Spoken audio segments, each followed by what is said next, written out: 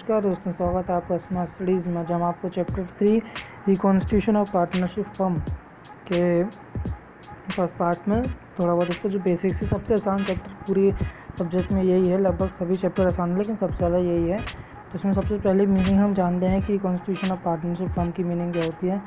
तो रिकॉन्स्टिट्यूशन का मतलब यहाँ पे किसी भी चीज़ को दोबारा से संविधानित करना। तो यहाँ पे पार्टनरशिप फर्म को दोबारा से संविधानित करना, इसमें क्या होता है, इसमें जो पार्टनरशिप फर्म चलती रहती है उसमें जो पार्टनरशिप डीड हम बनाते हैं एग्रीमेंट, उसमें कुछ चेंजेस आते हैं जिन कारण वापस से उसको रिकॉन्स्टिट्यूट करना पड़ता है। यदि कोई पार्टनर रिटायर होता है, एडमिट होता है या किसी की डेथ होती है तो प्रॉफिट शेयरिंग रेशियो जो होता है उसमें कुछ चेंजेस आते हैं। तो उस चेंजेस को इस चैप्टर में बताया गया है कि जब वो चेंजेस आएंगे तो क्या क्या चीज़ें होंगी, क्या क्या चीज़ें नहीं होंगी। तो इसमें मेनली दो ही चीज़ें हैं, जैसे कि देखेंगे आप कि 3 पार्टनर हैं, ए, बी और सी। इन लोग 2:1 के रेशियो में अगर प्रॉफिट शेयर कर रहे थे और सी के जाने से फिर इसमें फ़र्क पड़ेगा। सी के जाएगा तो एक जो शेयर है ये छोड़ के जाएगा अपना, तो ये जो शेयर है कितना भाग ये दोनों बांटेंगे, ये इस चैप्टर में निकालना मेन है। ठीक है, इसमें गेनिंग और सेक्रीफाइस रेशियो के बीच में ही चलेगा। इसमें गेन ए बी के लिए रहेगा और सी तो चला ही जाएगा। फिर जब कभी भी कोई नया पार्टनर आएगा, जैसे कि देखते हैं कि ये 2 पार्टनर थे पहले, फिर सी नया पार्टनर आ गया जिसने एक शेयर ले लिया, तो ये दोनों कितने शेयर में इसको एक शेयर देंगे वो निकालेंगे। तो अपन को सेक्रीफाइस पता चलेगा इन दोनों का। पहले गेन पता चल रहा था जब सी जा रहा था, इनको गेन हो रहा था, अब सी आ रहा है, इनको सेक्रीफाइस होगा। तो वो इस चैप्टर में निकालना है, सिर्फ इतना ही इस चैप्टर में करना है कि कितना गेन हो रहा है, कितना सेक्रीफाइस हो रहा है, वो सब अपन को निकालना है। हमें ये तो पता चलेगा कि इस चैप्टर में क्या होना है, लेकिन उसके पहले बता दें सेक्रीफाइस रेशियो गेनिंग रेशियो क्या है। तो यहाँ पर आप देखेंगे मीनिंग है, it is a ratio in which the old partner surrender a profit of their share of profit, part of their share of profit in a favor of new partner। मतलब जो आपको पहले ही बता दिया था कि जो ओल्ड पार्टनर है अपने प्रॉफिट शेयरिंग का कुछ पार्ट एक नए पार्टनर को देते हैं इसमें। और गेनिंग रेशियो में जो नया पार्टनर, जब पुराना पार्टनर कभी कोई निकलता है तो जो बाकी के पार्टनर है उन लोग कुछ शेयर जो पार्ट का रहता है, उसके शेयर ऑफ प्रॉफिट का जो पार्ट रहता है कुछ पार्ट लोग लेते हैं रिमेनिंग पार्टनर्स, तो उसको गेनिंग रेशियो कहते हैं। और ये कब कैलकुलेट किया जाता है, जब न्यू पार्टनर आता है तब सेक्रीफाइस को कैलकुलेट करते हैं, और जब कोई जाता है, रिटायर या डेथ होती है किसी पार्टनर की, तो गेन को कैलकुलेट करते हैं। फॉर्मूला क्या है सेक्रीफाइस रेशियो का, old ratio minus new ratio, और इसमें new ratio minus old ratio. और पर्पस क्या होता है, गुडविल बांटने के लिए काम में आता है। जैसी कभी कोई गुडविल है तो उन दोनों में कितनी क्या बटेगी, वो सब चीज़ें बांटने के काम में आता है।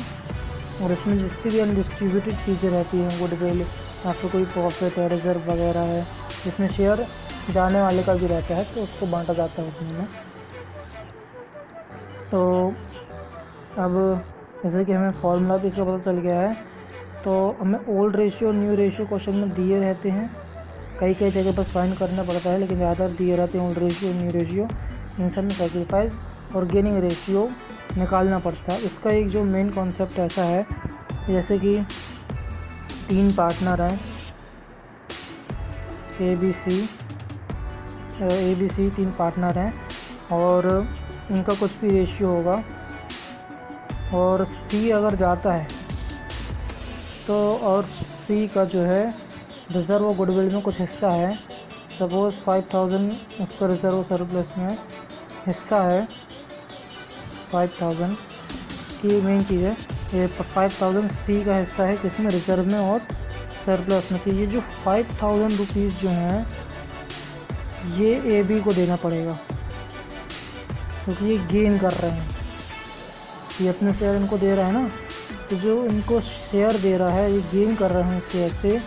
तो ये जो 5000 रुपीज़ है ये इन दोनों को देना पड़ेगा गेनिंग रेशियो में।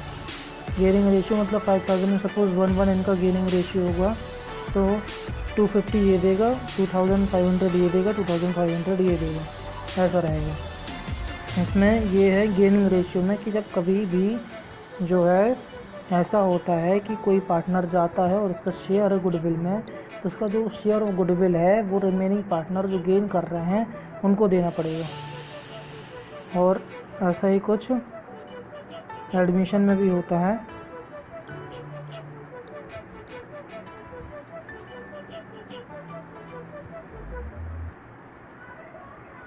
जैसे कि ABC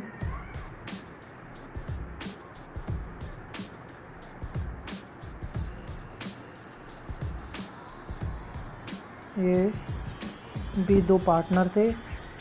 अब पहले जा रहा था, अब C जो है आ रहा है, ठीक है। तो इन दोनों को जो सेक्रीफाइस हो रहा है, तो C एक चीज़ आएगा, वो रहेगा गुडविल, ठीक है। C गुडविल आएगा, तो जो गुडविल आएगा वो उनके सेक्रीफाइस रेशियो में बांट दी जाएगी। यानी तो फिर जो पहले की गुडविल रहेगी वो उनकी ओल्ड रेशियो में बांटेंगे, अगर पहले से गुडविल है बिजनेस में तो। या फिर C अगर गुडविल का कोई हिस्सा लाया, सपोज 5000 रुपये C गुडविल के लाया, तो इनका जो सेक्रीफाइस रेशियो रहेगा उसमें, जैसे कि पहले बताया था कि सपोज़ इसमें इनका 1 और 2 है, सेक्रीफाइस रेशियो 1 और 2 है, तो 5000 का 1/3 इसको मिल जाएगा, 5000 का 2/3 इसको मिल जाएगा। सिंपल यही है इस चैप्टर में, और बाकी कुछ नहीं है, सिर्फ रेवोल्यूशन अकाउंट और बनाना पड़ेगा, बाकी सब पूरी चीज़ें इसमें सिर्फ यही है। आप इस क्वेश्चन से समझ सकते हैं कि गेनिंग और सेक्रीफाइस रेशियो कैसे निकालते हैं। तो हमें क्वेश्चन में ये ओल्ड रेशियो न्यू रेशियो दिया रहता है। तो जैसे कि सेक्रीफाइस रेशियो का फॉर्मूला है कि old ratio minus new ratio, old ratio minus new ratio, formula लिखा। ओल्ड रेशियो 5/10 में से न्यू रेशियो जो 5/10 है उसको माइनस कर दिया, नील आया। देखिए एक्स जो है उसका ना वो सेक्रीफाइस कर रहा है ना वो गेन कर रहा है, उतना ही उसका शेयर है। और उसके बाद अगर अपन देखेंगे कि वाई का अगर अपन लोग निकालेंगे सेक्रीफाइस रेशियो, तो ये देखिए ये अपन ने 3/10 में से 2/10 को माइनस किया, तो 1/10 ये सेक्रीफाइस आ गया। पॉजिटिव आया मतलब सेक्रीफाइस आया, और सेक्रीफाइस का फॉर्मूला लगाने पे नेगेटिव आ गया। जैसे कि ये आप देखेंगे जेड वाले का ये नेगेटिव आ गया, मतलब वो गेन है। या फिर अपन ने गेन का फॉर्मूला लगाया और नेगेटिव आ गया, तो मतलब वो सेक्रीफाइस है। सिर्फ इतना ही है इसमें, यही ऐसे ही करके सेक्रीफाइस गेन निकालते हैं। और गुडविल अगर दी रहती है तो उसको एडजस्ट करना है, बाकी और कुछ नहीं है इस चैप्टर में।